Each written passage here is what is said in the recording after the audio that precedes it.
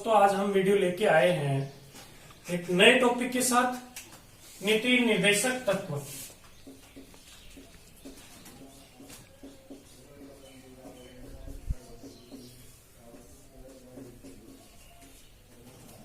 नीति निर्देशक तत्व हम इनकी बात करें, ये वो तत्व हैं जो हमारे संविधान में दिए गए हैं और सरकार की एक पथ प्रदर्शक का काम करती है। नीति निर्देशक तत्व हम संविधान के, भारत के संविधान की बात करें तो संविधान का भाग 4 और अनुच्छेद 36 से लेके कहां तक है, 51 तक। बहुत दिखने में छोटा सा टॉपिक है, प्रश्न बहुत आते हैं। भाग 4 अनुच्छेद 36 से लेके 51 तक है, ये किस देश के संविधान से लिया गया है? किस देश के संविधान से लिया गया है? आयरलैंड से। आयरलैंड के संविधान से इनको लिया गया है। देखो, हम जो हमारा 1935 का भारत शासन अधिनियम था, 1935 का जो अधिनियम था, वैसे देखें तो उसके अंदर भी ये थे। 1935 के अधिनियम के अंतर्गत भी नीति निर्देशक नाम से न होके ये अन्य बिंदुओं के नाम से उसके अंदर थे। 1935 निर्देशों का उपकरण, 1935 के अधिनियम में इनका था निर्देशों का उपकरण। निर्देशों का उपकरण नाम से थे, यही चीज थे जो आज वर्तमान में नीति निर्देशक तत्वों में है। ये 1935 के अधिनियम में निर्देशों का उपकरण से थे। तो दोस्तों, कई बार एक विवाद की स्थिति आती है कि जब हम इसको आयरलैंड के संविधान से क्यों कहते हैं। फिर ये भारत शासन का जो 1935 जब अंग्रेजों के हम गुलाम थे, उस समय के अधिनियम में, ये 1935 के अधिनियम में निर्देशों के उपकरण के नाम से था, तो ये आयरलैंड क्यों किए? दोस्तों, यहां मैं ये आपका कंफ्यूजन दूर करने वाला हूं कि आप ये 1935 के अधिनियम के अंदर भी ये आयरलैंड से लिए गए थे। कहने का तात्पर्य ये है, 1935 के अधिनियम के अंतर्गत 1935 के अधिनियम में भी आयरलैंड से संविधान से लिए गए थे उसी समय। इसलिए हम इसको निष्कर्ष रूप से क्या कह सकते हैं कि ये नीति निर्देशक तत्व आयरलैंड के संविधान से लिए गए हैं। हम इनके नीति निर्देशक तत्वों की बात करें कि भारत के संविधान में भाग 4 अनुच्छेद 36 से लेके 51 तक है। ये नीति निर्देशक तत्व कई बार पूछा जाता है कि किस समिति के द्वारा, किस संविधान सभा में कौन सी समिति बनी थी जिसके द्वारा ये जोड़े गए। तो मैं आपको ये बताना चाह रहा हूं कि संविधान सभा में नीति निर्देशक तत्वों के लिए कोई समिति नहीं बनी थी। जो हमारे मौलिक अधिकारों की समिति थी, उसी समिति द्वारा ये सिफारिश द्वारा जोड़े गए थे। जो मौलिक अधिकारों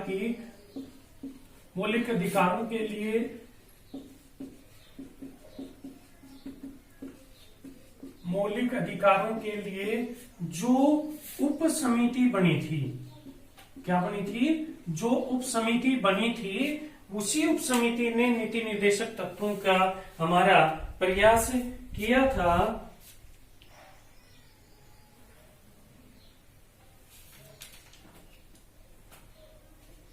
इस जो मौलिक अधिकारों के लिए जो उप समिति बनी थी, इसका अध्यक्ष था जेबी कृपलानी।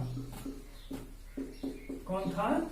जेबी कृपलानी था। इनका जेबी कृपलानी, यानी मौलिक अधिकारों को जो संविधान में जोड़ने के लिए एक समिति बनाई थी और उसका उप समिति थी जेबी कृपलानी। इसी समिति ने जेबी कृपलानी ये इस उप समिति का अध्यक्ष था। इसी ने नीति निर्देशक तत्वों की सिफारिश की थी, इन समिति के द्वारा ही जोड़े गए थे। हम नीति निर्देशक तत्वों की बात करें आगे,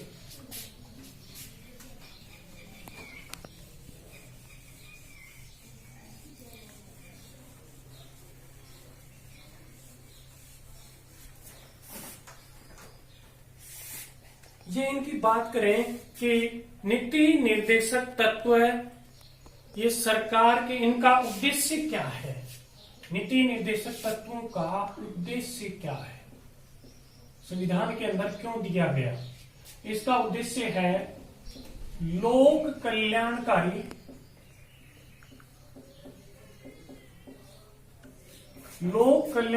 राज्य, आर्थिक और सामाजिक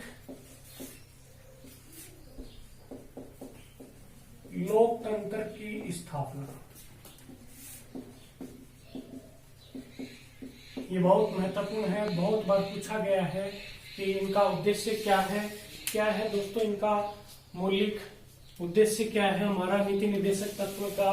कि लोक कल्याणकारी राज्य, आर्थिक और सामाजिक लोकतंत्र की स्थापना करने का उद्देश्य था। लोक कल्याणकारी राज्य, आर्थिक और सामाजिक लोकतंत्र। कई बार हमारे ऑप्शन में आता है कि भारत के संविधान में नीति निर्देशक तत्वों का उद्देश्य है नंबर 1 लोक कल्याणकारी राज्य, नंबर 2 आर्थिक एवं सामाजिक लोकतंत्र। इस तरह से आते हैं, तो ये सारी बातें इनके अंदर समाहित हैं। हम बात करें कि नीति निर्देशक तत्व ये सरकार के, भावी सरकार के एक पथ प्रदर्शक के रूप में कार्य करते हैं। हम अब इसके जो अनुच्छेद हैं, अनुच्छेद 36 से लेके 51 तक, अनुच्छेद 36 से लेके 51 तक, इनको बहुत सारे थोड़े से ऐसा महसूस करते हैं, शुरुआत में हमने 1-2 बार पढ़ते हैं तब कि ये याद नहीं होते। कईयों की शिकायत आती है, देखो बार बार पढ़ने से ये याद हो जाते हैं। फिर भी एक छोटी सी ट्रिक है, वो कोशिश की जा रही है।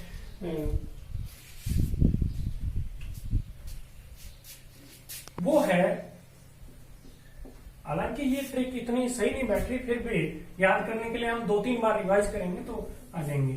ये है कहानियां पंच से पर्सन ना कर शशि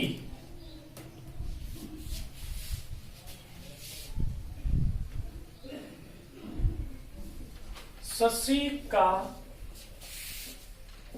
जाप कर्म सर करना शांति हो। देखो हम बात करें, नीति निर्देशक तत्वों का उद्देश्य ही ये है कि लोक कल्याणकारी राज्य, आर्थिक सामाजिक लोकतंत्र की स्थापना करना, देश के यानी जो भी सरकार बनती है उसके पथ प्रदर्शक के रूप में कार्य करना। इसके अनुच्छेद हम बात करें, अनुच्छेद 36 से लेके 51 तक है। तो दोस्तों अनुच्छेद 36 में इसमें राज्य की परिभाषा दी गई है। राज्य शब्द की परिभाषा ये दी गई है। राज्य शब्द की परिभाषा दोस्तों, जब हमने मूल अधिकारों की बात करते हैं तो अनुच्छेद 12 में भी, उसके अंदर भी राज्य की परिभाषा दी गई है। तो यहां कंफ्यूज हो जाता है कि अनुच्छेद 12 वो तो अधिकारों में, नीति निर्देशक तत्वों में। कई बार प्रश्न आ जाए आपके पास, राज्य की परिभाषा किस अनुच्छेद में दी गई है? ऑप्शन में आ जाए अनुच्छेद 12, अनुच्छेद 36, अन्य अनुच्छेद दे दें। इन दोनों में कौन सी सही है? तो आपको दोस्तों ये अनुच्छेद 12 ही टिक करना है। राज्य शब्द की परिभाषा अनुच्छेद 12 में ही स्पष्ट दी गई है। क्यों दी गई है? कि दोस्तों अनुच्छेद 36 में ये कहा गया है कि राज्य शब्द की वह परिभाषा होगी जो अनुच्छेद 12 में दी गई है। इसलिए ज्यादा सही कौन सा है? अनुच्छेद 12। यदि अनुच्छेद 12 और 36 दोनों आ जाए तो 12 करना है, नहीं तो आपको 36 करना है। अब अनुच्छेद 37 आर्टिकल 37 की बात करें, इसके अंदर कौन सी बातें हैं कि ये न्यायालय में अवाद योग्य,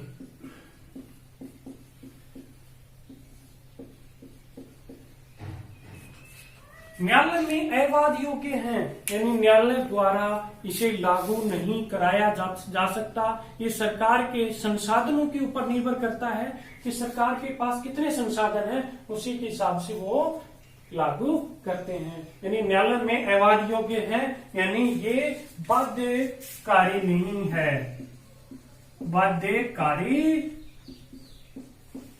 नहीं है। देखो अनुच्छेद 36 और 37 में क्या दिया, राज्य शब्द की परिभाषा 37 में ये न्यायालय में वाद योग्य नहीं है। अब 38 से हम इस ट्रिक के माध्यम से करेंगे।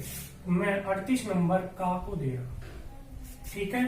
अब हम अनुच्छेद 38 की बात करें। अनुच्छेद 38 में का मतलब कल्याणकारी कार्य से संबंधित है, कल्याण से संबंधित, यानी आर्थिक, सामाजिक और राजनीतिक न्याय।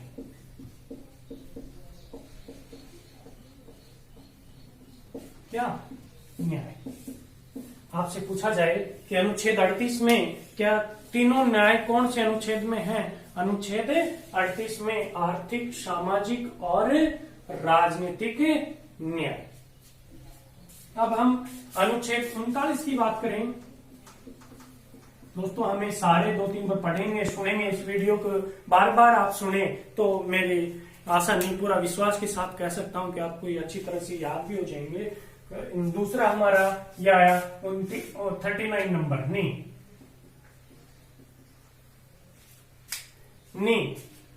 का मतलब निर्वाह संबंधित काम है। इसमें निर्वाह संबंधित, नी का मतलब निर्वाह संबंधित। देखो अनुच्छेद 39 बहुत ही महत्वपूर्ण है। इसके अंदर 6 बातें दी गई हैं। कितनी बातें दी गई हैं? 6 बातें दी गई हैं 39 के अंदर निर्वाह संबंधित। इसमें 6 बातें दी गई हैं। नंबर 1, राज्य का यह कर्तव्य होगा कि स्त्री एवं पुरुषों के रोजगार के समान अवसर उपलब्ध करवाएगा।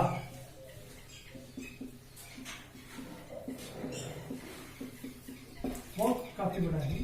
दूसरा है, राज्य संसाधनों का इस तरह से वितरण करे कि उनका उपयोग अधिक से अधिक हो। राज्य संसाधनों का वितरण इस प्रकार से करे कि उनका उपयोग अधिक से अधिक हो, अधिक से अधिक हो। यानी जो भी राज्य के संसाधन हैं उनके इस तरह से करें कि उनका उपयोग अधिक से अधिक हो। तीसरा है,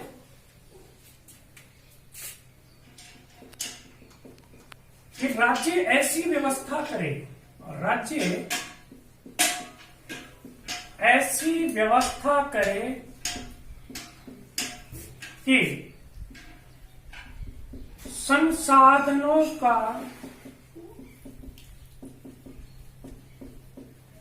केंद्रीयकरण न हो। देखो मैं इसको बताना चाह रहा हूं, केंद्रीयकरण का मतलब इस तरह की व्यवस्था न हो जाए कि जो भी जितने भी संसाधन है वो सीमित व्यक्तियों के पास आ जाए, संसाधन सबके पास बंटवारा हो, इस तरह की व्यवस्था करें। नंबर 4 है, समान स्त्रियों एवं पुरुषों को समान कार्य के लिए समान वेतन की क्या होनी चाहिए? व्यवस्था। ऐसा नहीं है कि एक कार्य को महिला और पुरुष काम कर रहे हैं और एक को उनके वेतन में अंतर हो, यानी समान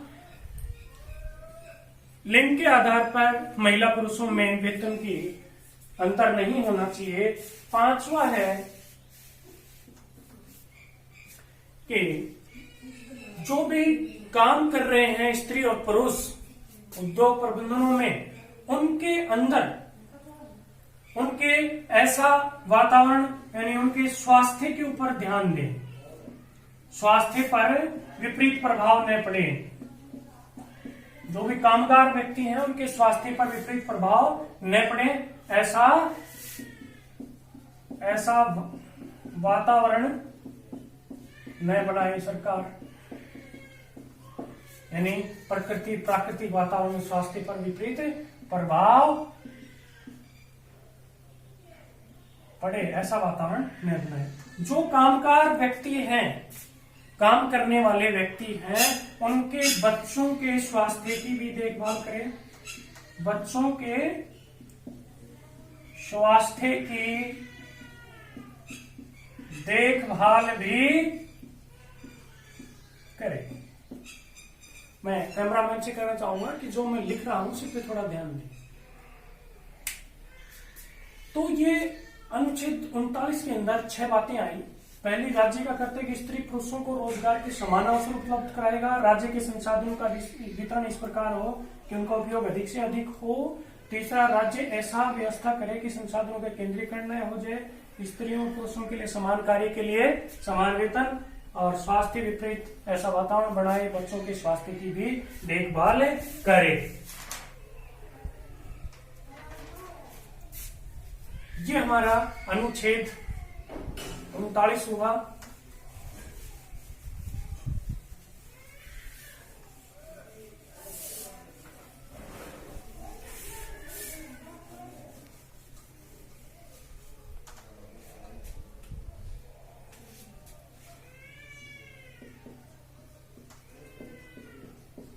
ये मिट गया तो इसको दोबारा लिखा। देखो, एक हमारा जो 42वां संविधान संशोधन हुए थे उसमें बहुत सारे अमेंडमेंट हुए थे। तो इसमें के अंदर एक आर्टिकल अनुच्छेद 39 आपने पढ़ दिए, 39A। ए का मतलब अमेंडमेंट, बाद में जोड़ा गया 42वें संविधान संशोधन के द्वारा। इसमें यह कहा गया है कि निःशुल्क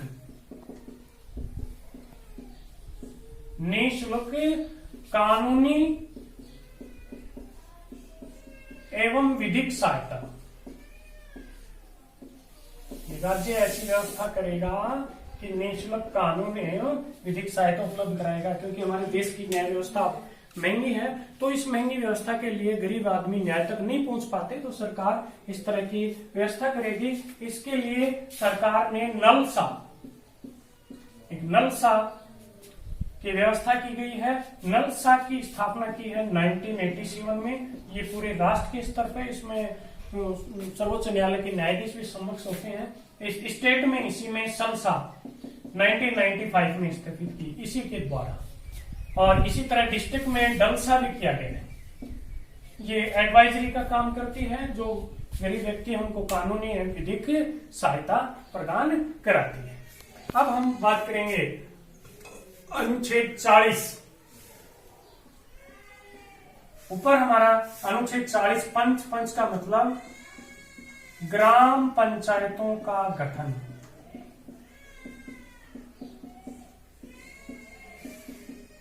ग्राम पंचायतों का गठन किस अनुच्छेद में है? अनुच्छेद 40 में। तो दोस्तों, कई बार ऐसे कहते हैं कि नीति निर्देशक क्यों ही दिए, ये नहीं देने चाहिए थे सरकार को, इनको लागू कर देना चाहिए थे। नीति निर्देशक तत्व संविधान निर्माताओं ने उस समय इसलिए दिए थे कि सरकार के पास उस समय इतने संसाधन नहीं थे कि वो लागू कर पाए। उनकी मंशा थी कि इस आज जब संविधान बनाया उस परिस्थिति के अंतर्गत ये सारी बातें लागू नहीं कर सकते थे। उन्होंने इसका समावेश इसलिए किया कि जैसे जैसे उचित समय आएगा सरकार द्वारा इनके ऊपर कार्रवाई की जाएंगी।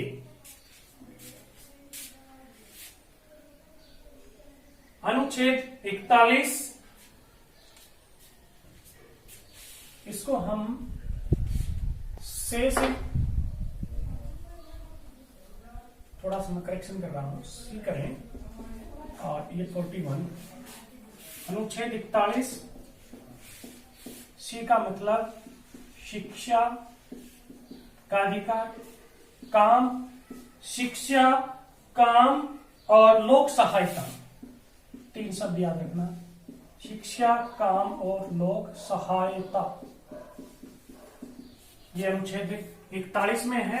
अब अनुच्छेद 42, अनुच्छेद 42 है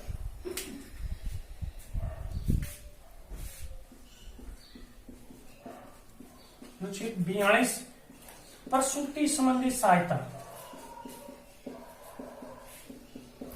जो महिलाओं के जो डिलीवरी होती है उसकी सहायता संबंधित और मानवोचित कोई भी कार्य है उससे संबंधित, मानवोचित संबंधित कार्य, ये अनुच्छेद 42 के अंतर्गत हैं। अब अनुच्छेद हम 43 की बात करें,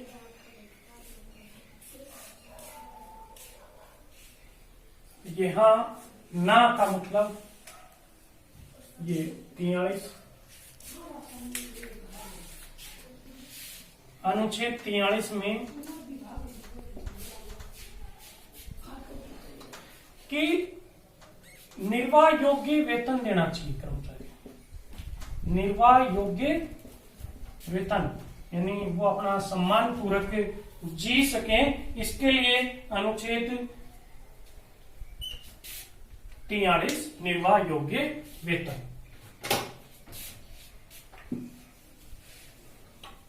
अब अनुच्छेद 43 के अंदर भी कुछ अमेंडमेंट हुए हैं, संशोधन हुए हैं।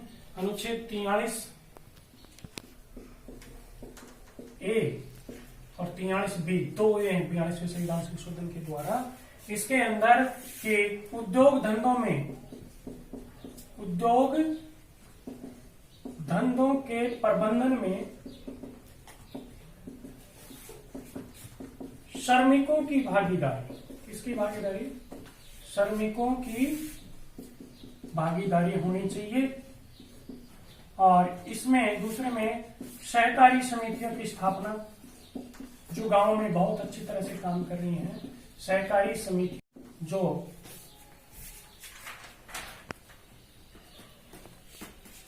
2012 97वें संविधान संशोधन के द्वारा की जा रही है। अब हम अनुच्छेद अगला आर्टिकल 6 से बढ़ाएंगे। अनुच्छेद 44 बहुत चर्चा का विषय है। 6 से समान नागरिक संहिता। दोस्तों कई बार आपने सुना होगा चर्चा का विषय कि ये समान नागरिक संहिता लागू की जाए। क्या मैं पूछना चाहता हूं कि अपने देश में समान नागरिक संहिता है? मेरे हिसाब से समान नागरिक 98% मामलों में, जहां तक पर्सनल निजी मामलों को छोड़कर समान नागरिक संहिता विद्यमान है। आर्टिकल 45 ये सी से, ये 45 यानी राज्य क्या करे, 6 वर्ष से कम आयु के बच्चों को, यानी पूर्व प्राथमिक शिक्षा, पूर्व प्राथमिक शिक्षा, राज्य 6 वर्ष से कम आयु के बच्चों को पूर्व प्राथमिक शिक्षा के अवसर उपलब्ध करवाए, अवसर उपलब्ध करवाए। अब का देखो यहाँ साइलेंट है, ये साइलेंट है, साइलेंट शब्द है। अब जा, ये है आर्टिकल नंबर 46 कि राज्य का यह कर्तव्य बताया। आर्टिकल 46 के अनुसार जा का मतलब जाति आधारित, जाति पर, यानी SC/ST की शिक्षा का प्रावधान करे। स्पेशल इस तरह की शिक्षा से संबंधित है कि SC/ST का शिक्षा पर प्रावधान करे। अब पैसे आर्टिकल यहाँ 47 बन रहा है। आर्टिकल 47 की हम बात करें, आर्टिकल यानी अनुच्छेद 47 क्या कह रहा है? पैसे मतलब प्राथमिक कर्तव्य,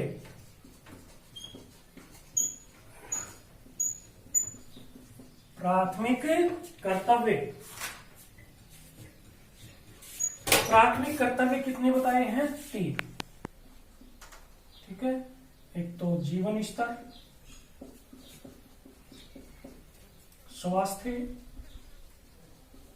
और पोषाहार, ये आर्टिकल 47 के अंतर्गत आते हैं। अब आर्टिकल कैसे बनेगा 48?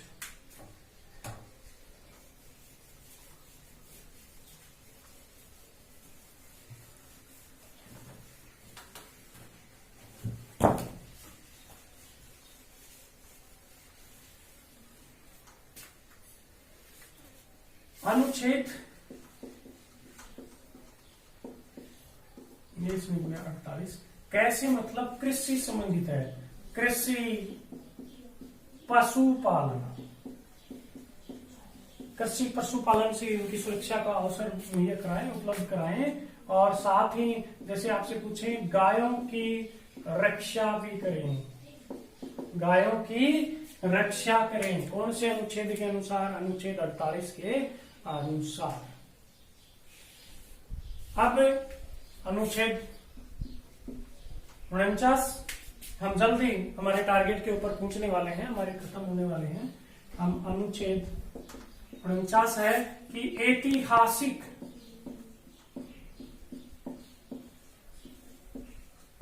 इमारतों का संरक्षण। राज्य का यह कर्तव्य है कि वो ऐतिहासिक विरासत कोई भी है, उनकी इमारत है, उनका क्या करें? संरक्षण करें। ये देखो कैसे, ये 50 अनुच्छेद है, कै और ने को मिला के बनाए हैं। कै का मतलब कार्यपालिका और ने का मतलब न्यायपालिका, यानी कार्यपालिका एवं न्यायपालिका का पृथक्करण। देखो दोस्तों, कई कहते हैं कि एक ही है, अलग, पहले से अलग है, कार्यपालिका अलग है, न्यायपालिका अलग है, लेकिन कई पद ऐसे हैं जैसे SDM कार्यपालिका और न्यायपालिका के दोनों काम करता है, वो न्याय के भी काम करता है, जमीनी संबंधित विवाद भी सुनता है। अनेक जैसे कि अपना डिस्ट्रिक्ट कलेक्टर है, वो उसके पास कार्यपालिका और न्यायपालिका की दोनों शक्तियां हैं। नीति निर्देशक तत्वों में इनके पृथक्करण की बात कही गई है। अब आर्टिकल 51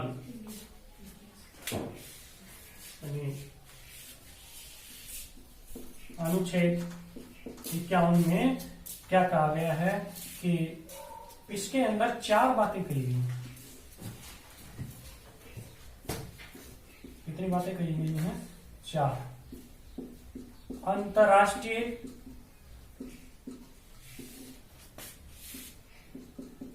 शांति एवं सुरक्षा संबंधित बात,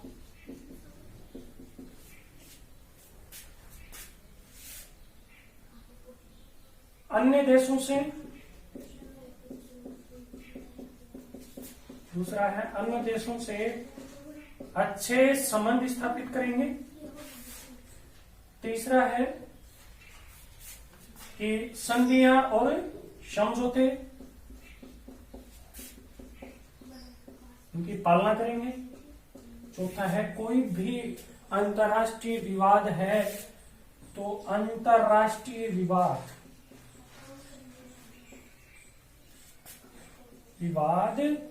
किससे सुलझाएंगे?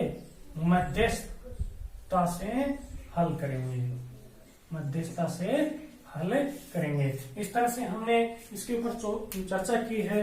नीति निर्देशक तत्व मैं यह कहना चाहता हूं कि ये वाद योग्य नहीं है। नीति निर्देशक तत्व सरकार के संसाधनों के ऊपर निर्भर करता है कि इसको कैसे पालना की जाए। नीति निर्देशक एक सरकार की आने वाली जो भी सरकार बनती है उसके पथ प्रदर्शक के रूप में काम करती है कि ये काम उसे करने चाहिए। इसे हम न्यायालय में नहीं ले जा सकते कि ये सरकार ने काम नहीं किए हैं। धन्यवाद।